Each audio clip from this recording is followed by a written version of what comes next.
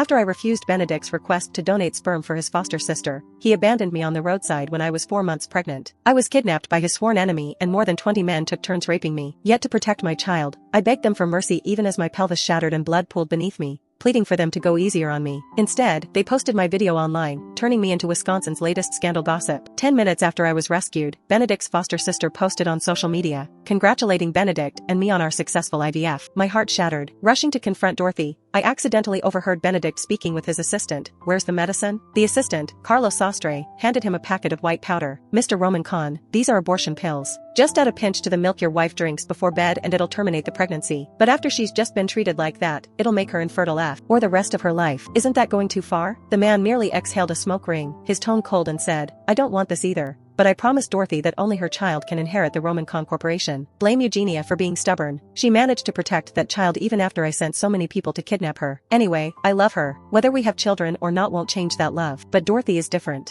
She needs a powerful backer to ensure she lives comfortably for the rest of her life. My heart felt like it was being sliced open, my body trembling uncontrollably. I never imagined all this was Benedict doing. So, I turned around and booked an abortion, ending the pregnancy. Then I dialed that number I hadn't touched in 5 years. "Mom, I lost that bet 5 years ago. Benedict has changed his mind. I'll let you do whatever you want with me, but I have one condition. I'm going to bankrupt the Roman Khan Corporation. If they won't let me live in peace, then no one else will." My mother's voice, filled with disappointment, soon reached the other end of the line. "Didn't I tell you marriage isn't about love? Like I said, you wouldn't have suffered so much if you'd just come home and inherit the family fortune. Get this marriage annulled immediately. As soon as the cooling off period ends, I'll come get you. As for the Roman Khan Corporation, they dared to bully my daughter, so I'll make them pay tenfold." Hearing my mother's voice again, my nose stung with emotion. It turned out that only my family truly loved me in this world. Even after that huge fight with her 5 years ago over Benedict, when I ran away from home, she still stood by me without holding a grudge once she heard I'd been wronged. By the time I got home, it was already evening. Benedict was bustling about in the kitchen with an apron tied around his waist. Dorothy sat on the sofa, comfortably watching TV and snacking. Her long legs were casually draped over the coffee table, making her look like the madam of the house. I'd seen this scene countless times before, yet my heart still twisted painfully. A year ago, Benedict vanished mysteriously. I tried every possible way to find him, but to no avail. Just when I thought I'd never find him again and was about to end my life to be with him, he returned. But now there was a young woman by his side. Benedict claimed he'd been in a car accident and this girl had saved him. Her name was Dorothy Lentini, a fish seller who'd endured a harsh childhood when she was little and whose life had been difficult. To compensate her, Benedict decided to promote Dorothy as his personal secretary. Little did I know this would be the beginning of a nightmare in my marriage. From that day onward, a third person entered the marriage between Benedict and me. Whenever we shared intimacy, she would appear with uncanny precision, always finding excuses to call Benedict away. At every holiday dinner, the table now held sets of cutlery and plates instead of 2, with an extra dish prepared for the other woman's preferences.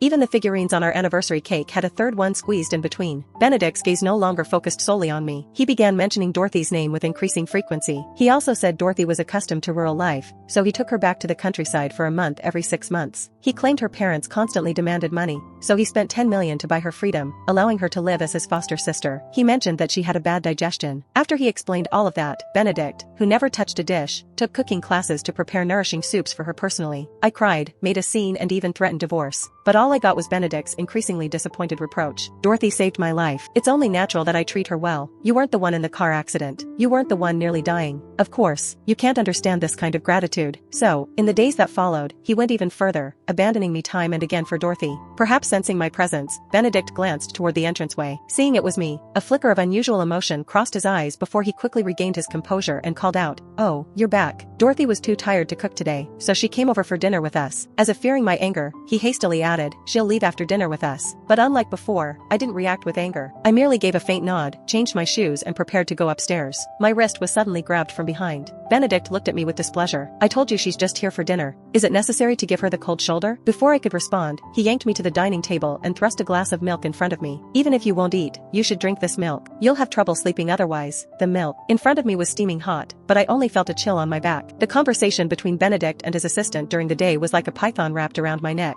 He knew I couldn't sleep without milk. From our wedding day onward, he'd brewed a cup of warm milk for me every night. Once, I would have felt deeply touched and happy, but now that tenderness had turned into a dagger piercing my heart. Seeing that I didn't look well, Benedict furrowed his brow slightly. "Are you feeling unwell? Drink this milk quickly and I'll take you to the hospital." At this time, he was still pretending to care. I suppressed my nausea and my eyes fell on the dishes on the table. Dorothy sat at the table, a smile on her face, yet her eyes held apparent provocation. "Eugenia, my brother cooked all my favorite dishes today. It might not suit your taste, but I hope you don't mind." My gaze fell on her flat belly. My tone, devoid of warmth, said, "You're already carrying his child. What signify? Can't would it have for me to mind such a trifle?" Dorothy instinctively clutched her belly, feigning panic. "I'm sorry, Eugenia. Due to my family background, I'm afraid to get married, but I always wanted a child. That's why I asked Benedict as my brother for help. Rest assured, I have no other intentions toward him." Benedict's brow furrowed slightly. No need to apologize to her. "You saved me back then. All this is my way of repaying you." I sneered. "Benedict, doesn't that sound disgusting come from you?" Benedict was stunned for a moment. Then he grew even more impatient and said, "Dorothy and I used IVF. We never had a physical relationship. Why must you be so relentlessly aggressive?" "Yes, I am relentlessly aggressive." The tension grew thicker. Suddenly, Dorothy knelt down with a thud. Her voice choked with emotion and she said, "Benedict, Eugenia, please don't fight because of me. It's my fault. I shouldn't have let my selfishness ruin your relationship. Eugenia, I'm kneeling down for you. Please don't argue with Benedict about this. I don't want the baby either. I'll get rid of it. Is that enough for you?" At the mention of terminating the pregnancy, Benedict's expression darkened instantly. He hurried forward to help her up. "No need for that trouble. I'll take care of it for you." But I grabbed Dorothy's chin first, forcing the milk down her throat. A piercing scream filled the dining room. Benedict, enraged, shoved me to the ground. The cup smashed into shards on the floor. "Eugenia Joubert, are you insane? Dorothy is pregnant. Giving her this will cause a miscarriage." I lay pinned on the shards, fragments piercing my skin as blood instantly stained the floor red. Yet I still smiled and retorted to him, "I can drink it while pregnant, so why can't she? Or is there something in this milk that only I can drink?" Benedict paused, his expression darkening. Just as he was about to speak, Dorothy's cries grew louder and a large pool of blood spread between and her legs. "Benedict, I'm bleeding." Benedict no longer paid attention to me. He turned to pick her up and rushed away. Watching his frantic back, I laughed, a laugh that made tears spill from my eyes. After briefly treating my wounds, I took our marriage certificate to the Office of Vital Records to file for divorce. The staff member told me, "Sorry, Mississippi, you're already divorced. There's no need to file." I was stunned, thinking I'd misheard. Unsure, I asked again, "Is there some kind of misunderstanding? I've been married for 5 years. My husband's name is Benedict Roman Kahn." The staff member lowered his head and quickly tapped the keyboard. When he looked up again, his expression was even more embarrassing. "I'm sorry, Mississippi, Mr. Roman Kahn is indeed married, but his wife is named Dorothy Lentini." My blood seemed to freeze instantly. My voice trembled slightly as I spoke. "Could you please check when they registered their marriage?" "They registered 6 months ago." My whole body shuddered, my breath catching in my throat. 6 months ago was precisely when Benedict first proposed donating sperm to Dorothy. So, he had already changed his heart back then, and repaying a debt was just a pretext to deceive me. My chest heaved violently as I stumbled out of the Office of Vital Records. I pulled out my phone and dialed my mother's number again. "Mom, there's no need to wait a month. Benedict divorced me behind my back half a year ago. Come pick me up tomorrow."